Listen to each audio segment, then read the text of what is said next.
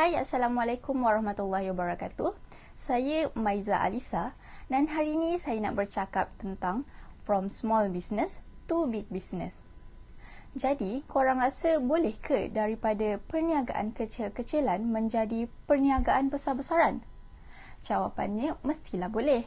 In fact, kebanyakan usahawan-usahawan yang berjaya sekarang ni dan mempunyai syarikat-syarikat besar sebenarnya bermula daripada small business. Kalau korang nak tahu, pemilik syarikat Apple ataupun dikenali sebagai Steve Jobs bermula daripada small business juga. Dan juga Colonel Sanders di mana cawangan KFC-nya berada di seluruh dunia sekarang. Sebenarnya, korang tak perlu pun nak tunggu buat bisnes besar-besaran untuk memulakan perniagaan. Start daripada kecil-kecil pun boleh. Bak kata orang, sikit-sikit lama-lama jadi bukit. Jadi, hari ini saya nak berkongsi 3 tips bagaimana bisnes kecil-kecilan korang boleh berubah menjadi bisnes besar-besaran. Yang pertama adalah branding ataupun penjenamaan.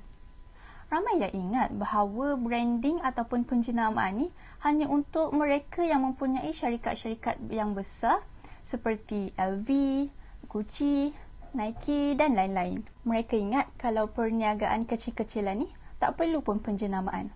Kat situlah silapnya. Selagi kita tak fikirkan penjenamaan untuk perniagaan kita, selagi itulah perniagaan kita menjadi terus kecil. Jadi, kenapa penjenamaan ni penting? Sebenarnya, penjenamaan inilah persepsi orang terhadap produk kita. Kita tahu bahawa dalam dunia perniagaan ni, lagi-lagi perniagaan kecil ni, persaingannya sangat tinggi. Jadi, bila kita ada jenama sendiri, persepsi orang terhadap produk kita akan bertambah lebih baik dan orang lebih yakin terhadap produk kita. Contohlah, kita jual air sirap, lepas tu orang beli air sirap dengan kita letak dalam cawan biasa yang boleh didapati di tepi-tepi jalan tu. Jadi bila orang beli, lepas tu macam dah tak ada apa-apa.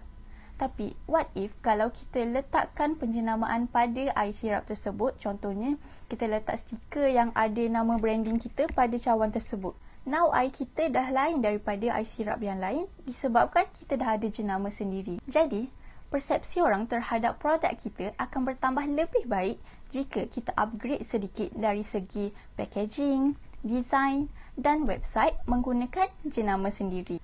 Yang kedua adalah marketing ataupun pemasaran. Walau apapun perniagaan yang kita lakukan, pemasaran adalah sangat penting. Bagus macam mana pun produk kita, servis kita, tapi kalau bab pemasaran lemah, tak boleh juga. Jadi pemasaran ni apa sebenarnya?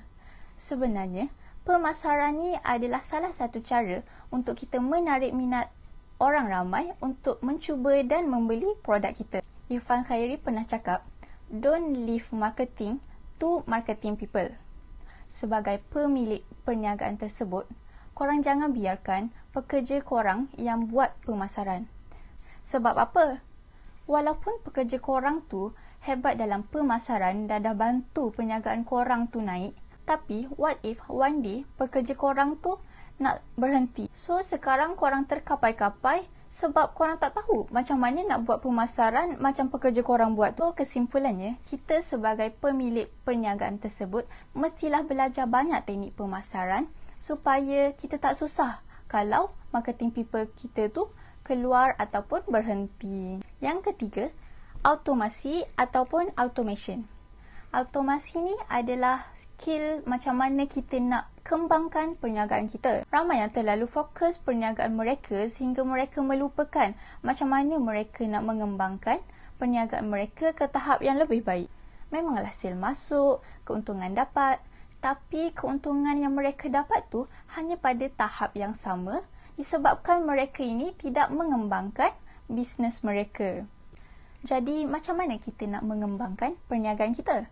Kita boleh inovasikan produk kita kepada perkara yang orang lain tak pernah buat. Contoh macam sekarang ni, ramai yang inovasikan makanan tempatan, betul tak? Ada pisang cheese, laksa sarang, apam balik coklat dan macam-macam lagi. Buat inovasi yang acceptable, yang diterima oleh orang ramai. Janganlah buat inovasi yang pelik-pelik macam Maggi Milo.